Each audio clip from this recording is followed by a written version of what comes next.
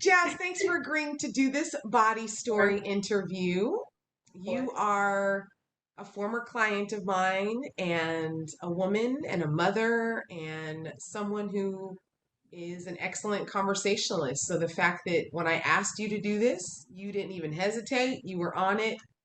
I had to schedule you right away. So, Jazz, can you please introduce yourself to us? Tell us your name, where you live, what you do, and yeah, that'll There. work. Now let's get started there. My name is Jasmine. Of course, everyone calls me Jazz because I don't really respond to Jasmine. I'm a native New Yorker from Queens, New All York, right, New York. live from my bedroom. I work as a manager of talent acquisition for an outpatient community health organization here in New York. It's a very fancy title, but essentially I recruit folks for various healthcare positions. I'm a single parent. Mm. I am, what else you want to know? You got it, girl. We can just jump right into this. All right, I'm ready. I'm ready. Ask What away. did you think about when you heard body story? What was the first thing that popped to your mind, Jazz? I was like, oh no, what is she gonna ask me? Why was it, oh no? What did you think about? Because I feel like I'm constantly getting to know my body and I certainly don't really discuss it, you know? So I was thinking, I was like, what are you going to ask me? How's that gonna look? And I think you already know me. I was going to prepare, but we I said did, I organic knew. conversation because I was up last night. Like, I'm not gonna look at the questions. I'm not gonna organic. You're so organized. I love it. So that you can catch me, where you need to. But I didn't know what to expect. So I think, as I've always told you, I'm gonna come in with an open mind and open heart and just be receptive, to I whatever you. love that about you. I really do, because you never know what I'm gonna throw at you, I lady. know, that's why I said on purpose. Can you share with us a body story that you can quickly capture from your teenage years? From my The teenage. premise of this, Jazz, I want teenage girls, maybe Okay. even eighth grade, college, early 20s, to watch this interview, to watch this video, and something lands with them.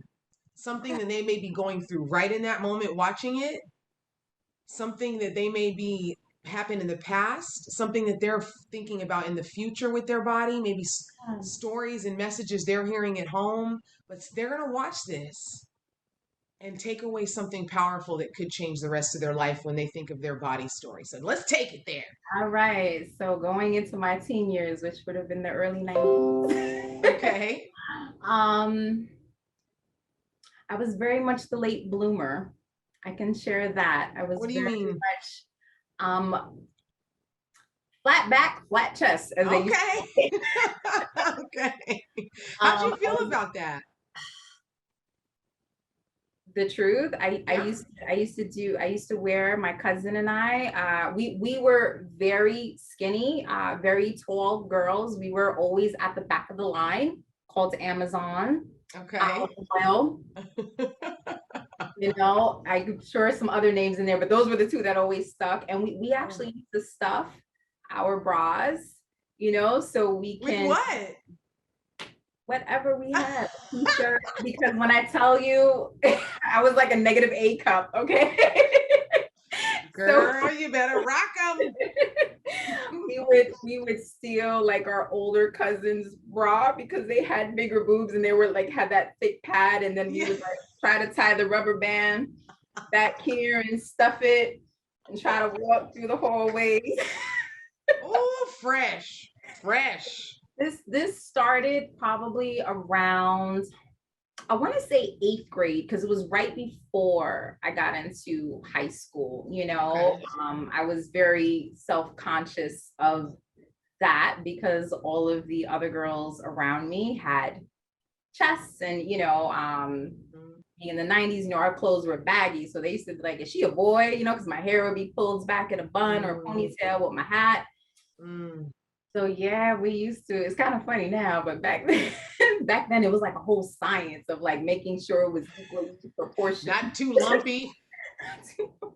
What did you feel? I mean, because obviously you're already making adjustments in eighth grade, already kind of, how Um, can I ascribe to this image that I'm mhm. seeing of how I want to look? Where do you think that came from? Why couldn't you be happy with your negative A's and you needed to stuff it? What was that about?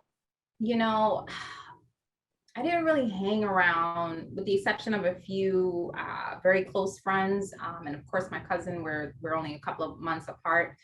Most of the folks that her and I were around were like our older cousins, you know. So we always saw them. They were going out, you know, going to Okay. Webster Hall and just always looking really fly, you know. And we wanted to look really fly, you know, and we felt very confident. And it's kind of funny because I have pictures from back then, and even though we had this complex about our chest, we still were very confident individuals, but no one knew. Yeah. No one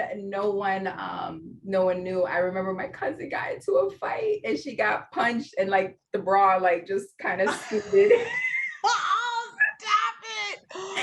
And I jumped Gross. in like, go to the bathroom, I got this, you know, like a crazy person. It was like our, you know, like our secret. You know, no one Yeah. knew that, you know, and we didn't wear like tight fitted clothing. So you didn't notice it. We still wore baggy shirts, but we wanted to fill out the shirt Yeah.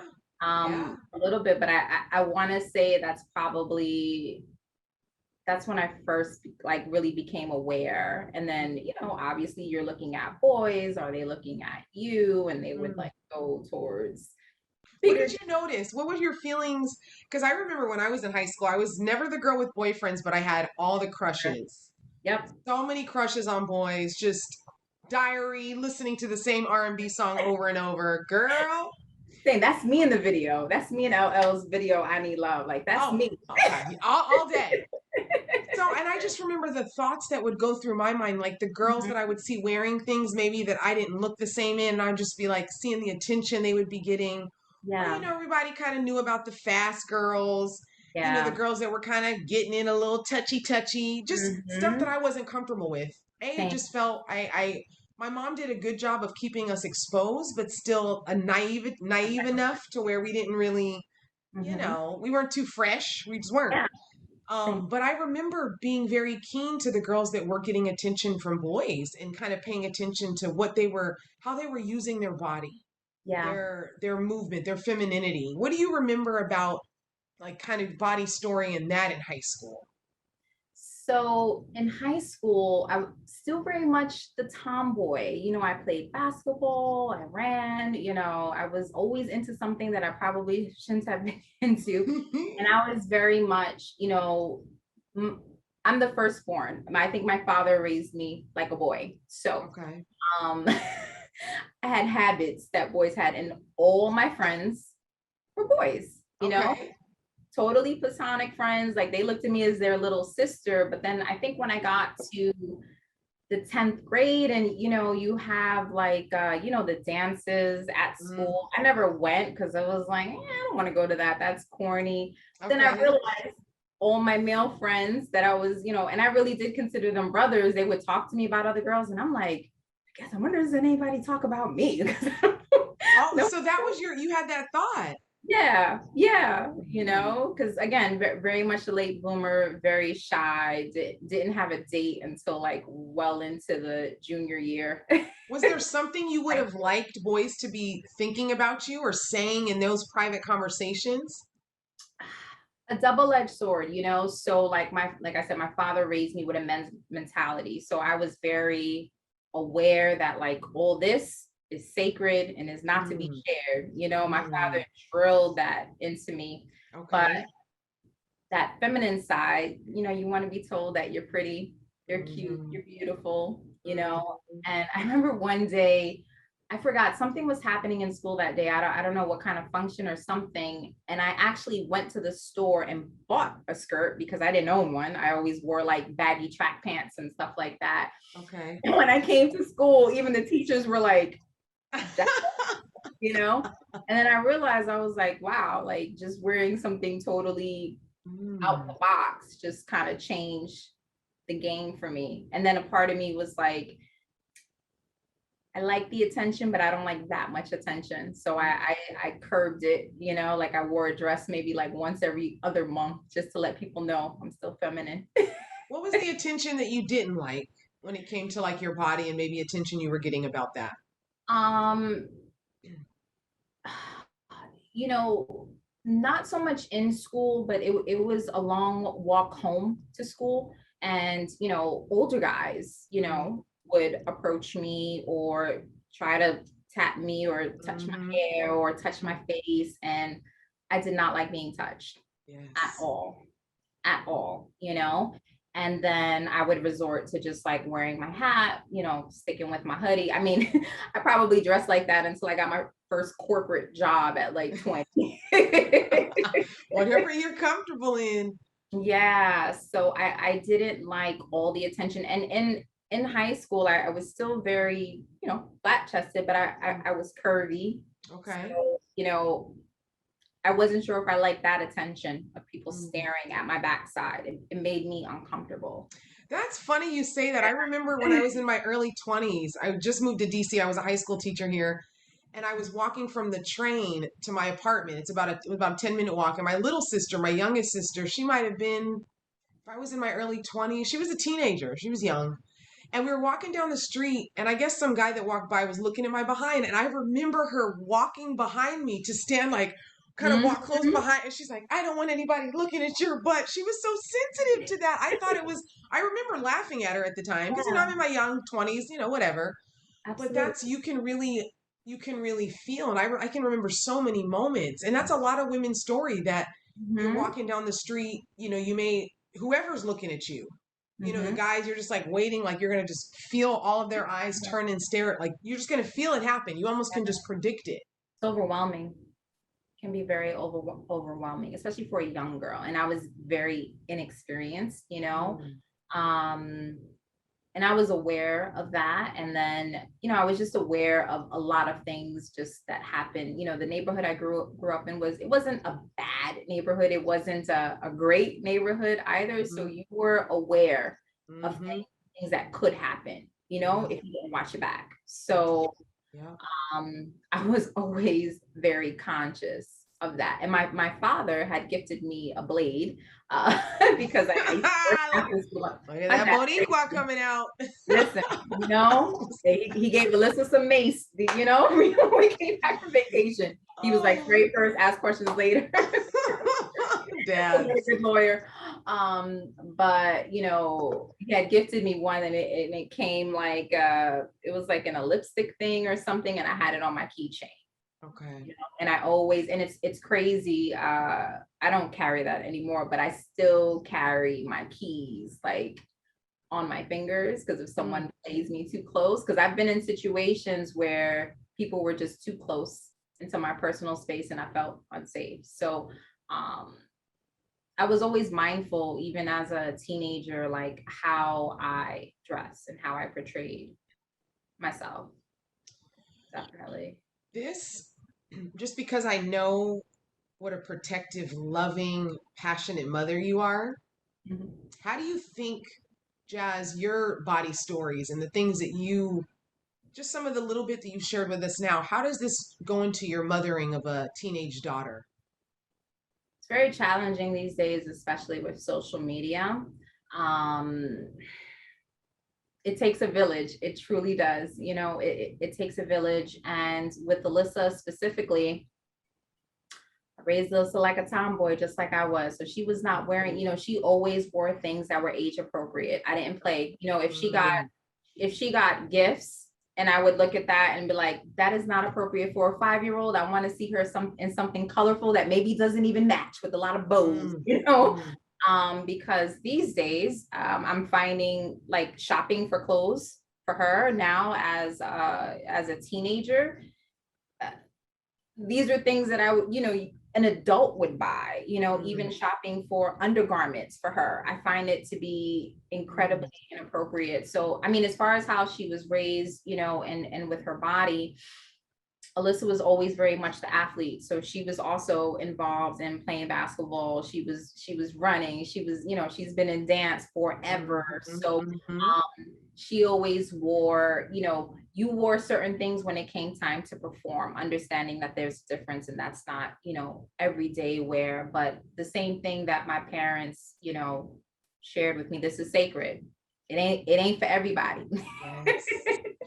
Do you you think know? that that conversation, do you think enough of that conversation is happening with young women and even, teenagers, even girls going into college and early 20s? What do you think is the conversation happening right now in 2021 about, I've heard you use the word sacred a couple times now.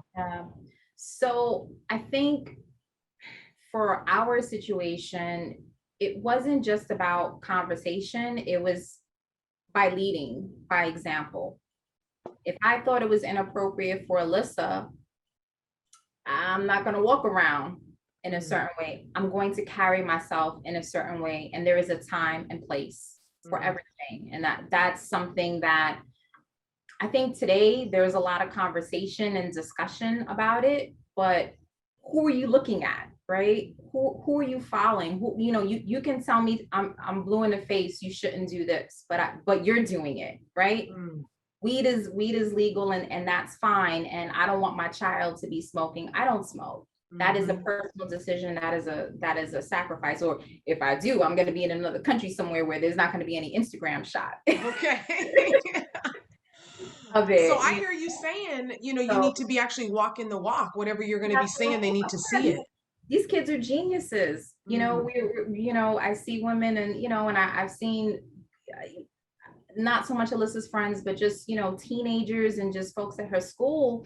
And I remember like she had an event at school pre-COVID, and I went to go see her. And one of her friends or classmates, I swore she was like somebody's auntie, or like I would not have known that child, because she is a child, was 14 years of age because of how she presented herself. Jazz, So what do you think could be, and I'm selective about the word positive and negative, yeah. but what could be an issue with that? Meeting a 14-year-old who, with your life experience, felt grown. And we know Mhm. when we say grown, what that means, Yeah. what that embodies. There's a movement to grownness. There's a way you talk. Mhm.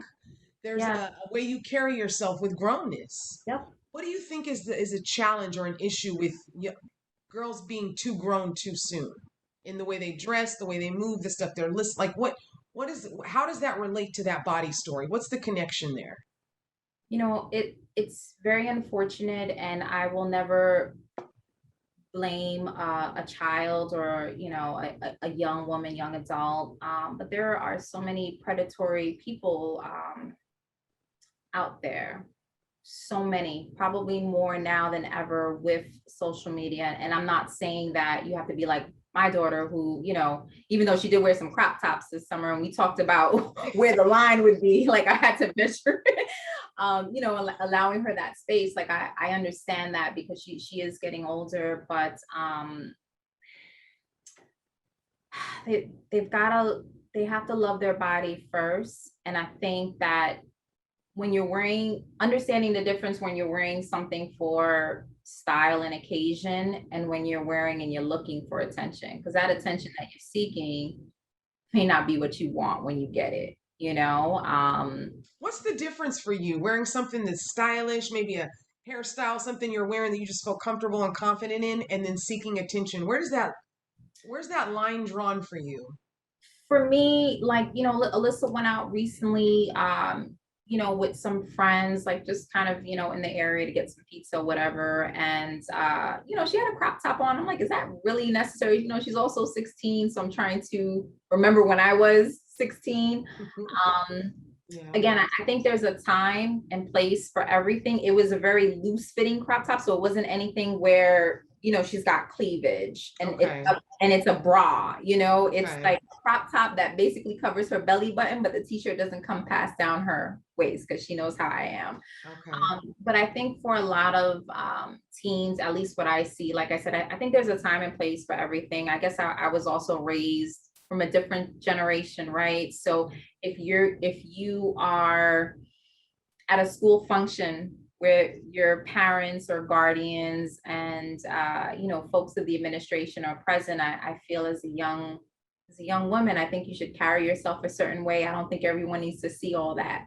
Mm, That's just my mhm, personal opinion. Some kids, it's all about freedom of expression, and I certainly understand that, but mm, it feels different. yeah. Like when I Alyssa wasn't allowed to have social media for a very long time, because her friends were on it from like 8, and I was like, mm-mm, you know, Mm. I Why needed to. was that? Why was that important for her to not be on social media? I I didn't I wanted her to have her own independent thought.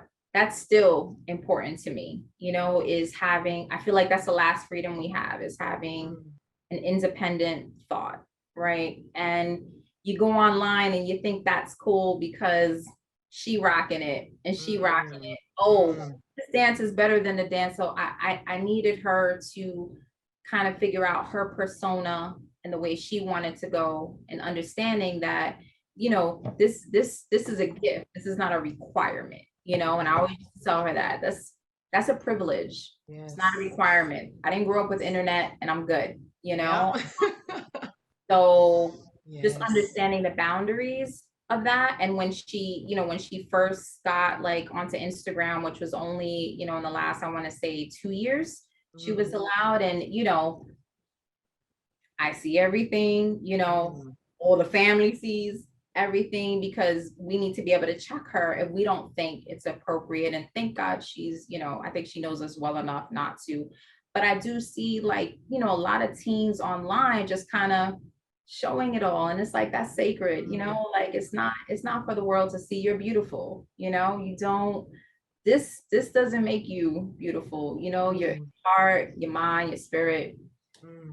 makes you beautiful. And I think this generation somewhere in that has lost that. I really do. What do you think would be powerful if more young girls like took that, empowered themselves and took that back by seeing their bodies as more sacred and not feeling, just because even somebody that's on social media, it's, and Yeah. as a woman who has gone through my own physical body transformation, I naturally look at women's bodies, and right now what I'm noticing is you can't even differentiate what's the real body from a No, body that has gotten work.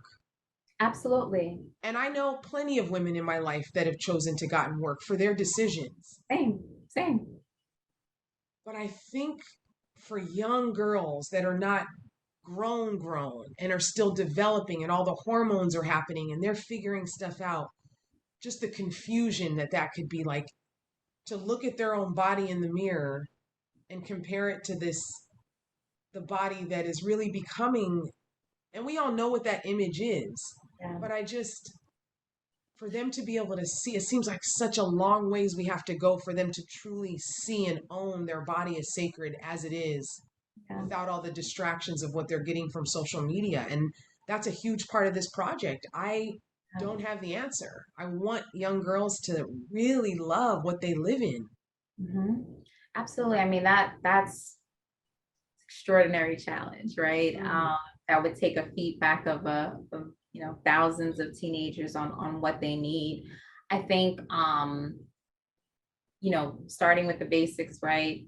Education, everything you see online is not mm, real. I have, when I was out in the party scene, and the internet was first out, I would see these folks online and then see them in person, and I'm like, is that the same person?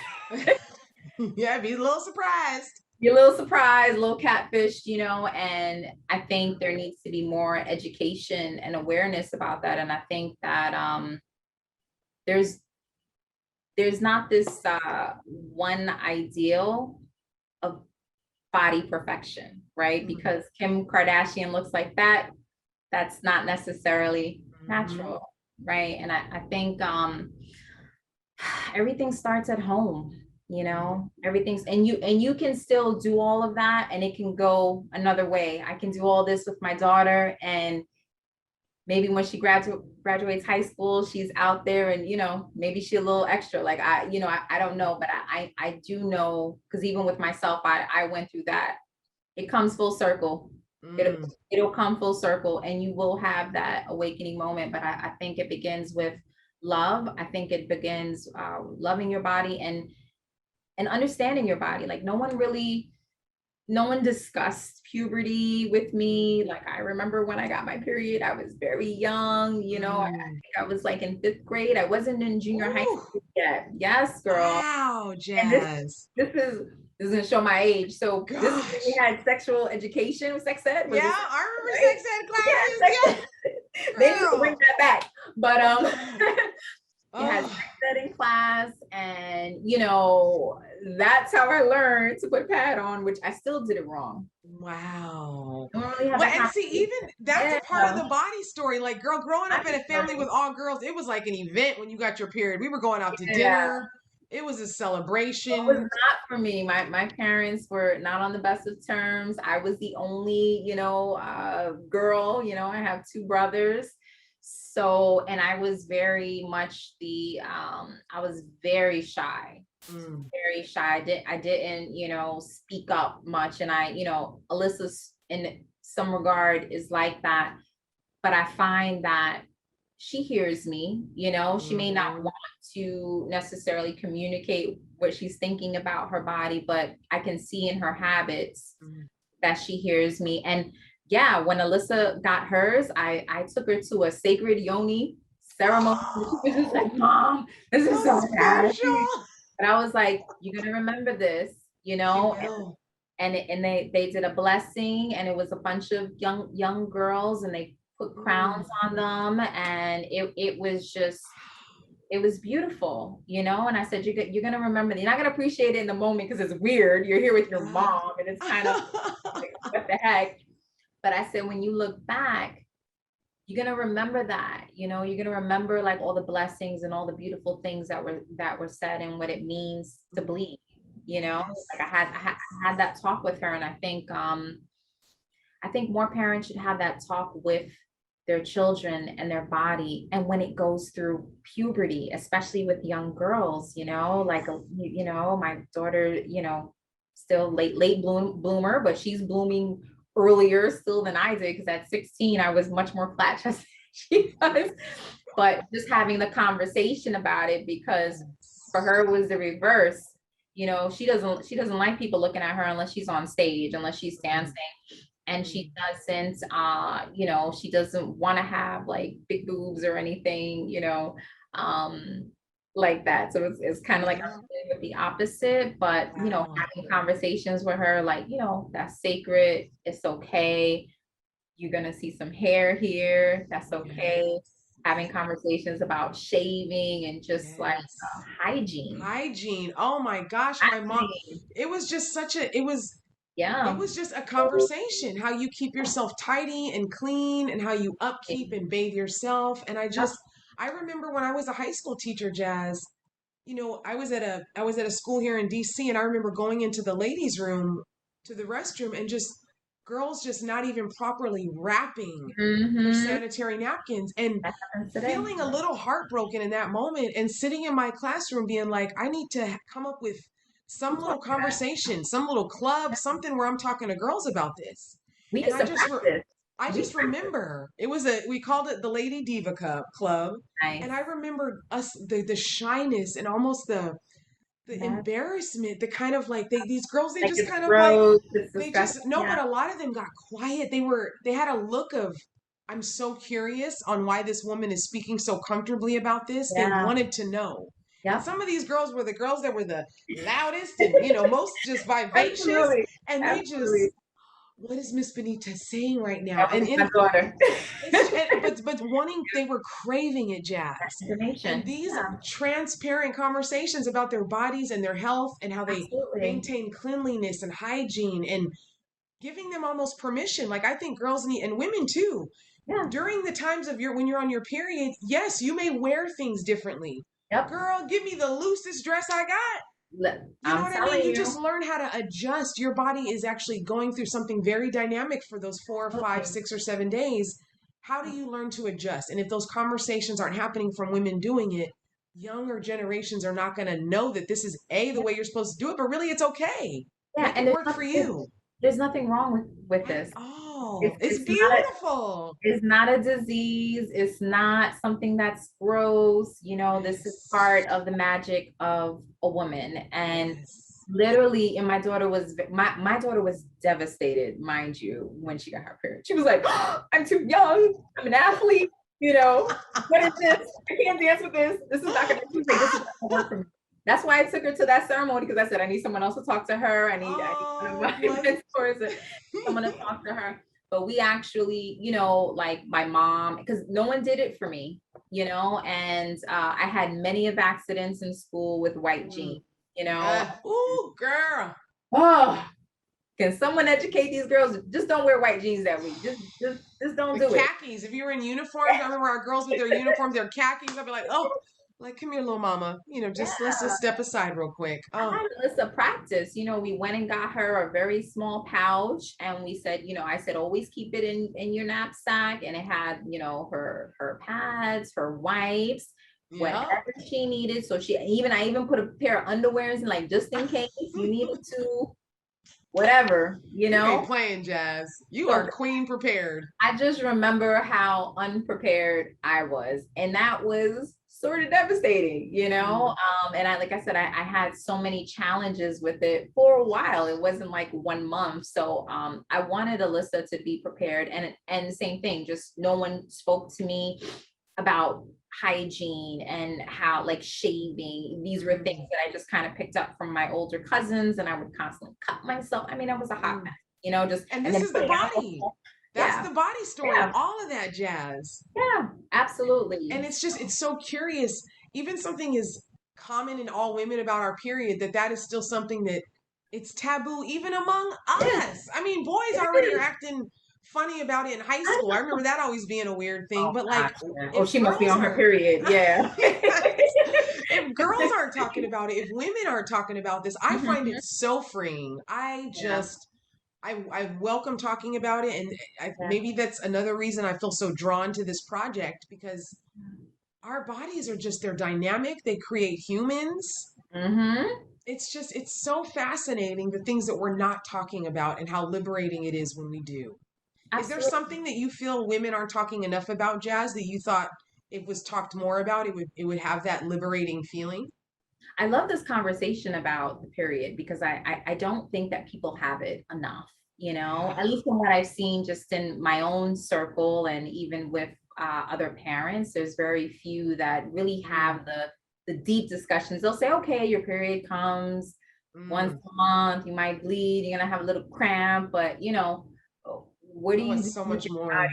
what are you doing with your Yes. body during that time? Like, I'll tell Alyssa, like, she knows, like, we have the heating pad. I'm like, there's the Epsom salt. You want to go soak. We need to do a vinegar bath. What do we need to do so And you're comfortable? even the moods leading up to it, when you get very sophisticated with tracking your period, I didn't understand until my early 30s the Mm-hmm. actual mood. I could tell a day or two before it Oh, was coming. oh I'm yes. I'm more irritated driving my car. Mm-hmm. I will be either ravenous and want to eat everything in sight, and by Same, the time my period comes, I have no appetite. So I think same. when we're thinking of our bodies, I love to talk to my mom. Like, I wanted to find out, well, how did your period change when you started having kids? What Yeah. is it? My mom talks to us about menopause all the time. So she's like, girls, y'all better get prepared. So I'll never for that one. that's the next, again, the body story with the woman. That's the next phase. I can't wait to interview women that are in menopause. I can't wait Oh to interview yeah, my I gotta mother. watch that one because You know what I yeah, I'm mean? Like, starting we to got do to get some reading on ready. that, and I'm like, whoa, That's that's like, another big phase. yeah, Huge. absolutely. And as a young female, as a teenager, as a young adult, your body is constantly evolving into something else, and you have to get Mm, to know her, and you've got to treat her right, and got to yes. be respectful of her. And that's a lesson that I learned very later in life, and I wish I would have learned it earlier. Me too.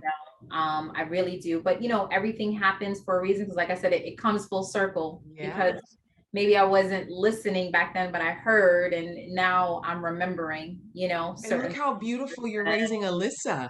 I'm trying, girl. I'm trying, and they Look they how don't make it beautiful. It's easy. just, I mean, all of your lessons, the stories, your thoughtfulness, the intentionality, Yeah, it's all connected. And yeah, then the confident woman you're putting off into the world, and what kind of touch that's going to have on the globe. And then when she has children, just the beautiful And she'll be cyclical better at it. impacts of that. Yep, she'll be better at it. That's what I always tell her. I said, listen, I took from my mom what I needed and what didn't work for me as a youth. I scraped and I tried Yep. something different with you. And then Yep. I'm hoping when you get older, you'll look at what I did, scrape whatever maybe didn't work so well, and then implement something better for your daughter or your son Yeah. or what have Oh, you. But yeah, the body is it is definitely an evolving life form, and we have to appreciate it at it's all. incredible being a woman, though. It really is. It's just Nothing like pure unbelievable. magic. It is just walking in magic. Walking in magic. I mean, Oh, we carry life, you mm, know, we carry it. There is two heartbeats. There can be mm, three heartbeats. There can be four heartbeats mm. in a woman, right? And I don't think I've even appreciated that when I was pregnant, but looking back now, and I'm just like, wow, your body went through this whole, I don't even know what kind of process to call it. Just an extraordinary process of, and I was a younger parent, so maybe my appreciation now would be much different, than from back then. But even then I was aware of just like, my stomach wasn't round, it was kind of square. And there's always these images with women with perfect looking pregnant stomachs. It's not always Yeah, the case, yeah. Alyssa was like, I don't know how many inches. She was like 7.5 inches or something crazy. And she'd have her right leg would just constantly extend. So I had like this rectangular shaped thing. She was practicing them dance moves. I guess so. I guess so. And at the moment, it's like, oh my gosh, can you just? And I would try to rub her back in so she. But looking back at it, and it's like, whoa, that was a leg. That was an arm. That was a foot extending out of you. So I think that's pretty magical, and I think we need to. No one's going to acknowledge it for us, and I think you need to acknowledge it, for yourself. How beautiful that is, no matter what the situation. No matter what the situation, to take pride in that. Is there anything, Jazz, that you would just like to leave us with when you think of your body story or the body story of women watching this? Um, for women watching this, I'm still going through the body journey. It's not something that starts and ends. At 42, my body is different. It's responding differently to things, and I'm finding myself just getting to know her again. But what I would say to everyone, enjoy that. I think as women, we're rushing, we're running, we got to pick up the kids, we got to get to Mm, work, we got to walk the dog or whatever the case is. And, when it's late at night, when you're taking a shower, just really enjoy that scrub. mm, I would find myself kind of rushing through, the shower because I'm like, oh my God, I got to do this. 1,000 things going through my head. And now it's like, okay, I got my little playlist in the bathroom, I got my little oils and my scrubs, and I'm just like, mm, mm. and then enjoying that. And then when I'm coming out the shower and drying myself, just being really intentional with each part of my body and say, there's not this ideal perfection. Mm, God created all of us differently, uniquely, you know, and you need yes. to appreciate those curves. You need to Mm, mm, appreciate maybe the little dents or, the faded stretch marks when you're mhm, lotioning. And I think it's just, I think it's a beautiful way to honor yourself mm. in the morning, and you feel good. And when you feel good, it's going to project, Yes, it right? does. So Oof. I would say that. Oh, I'm already looking forward to my nighttime shower now. Me too. Oh, That's it. Jazz, my love. I miss talking to you so much, and I'm so Oh, we're gonna grateful for get it you back on the doing. calendar. I'll be emailing you separately about that, but I, I'm just so thankful for you doing this, yeah. and gosh, we're gonna touch some lives with this story. So I'll keep you in touch on where this is gonna go. Yes, and thank you. Thank you for just considering me and having me here on, your platform. And I think it's beautiful work that you're doing. So I'm always honored. You are doing beautiful work, raising a beautiful daughter. We appreciate that. Thank you. All Till next time. right. Have a good night, honey. All right, you too. Bye.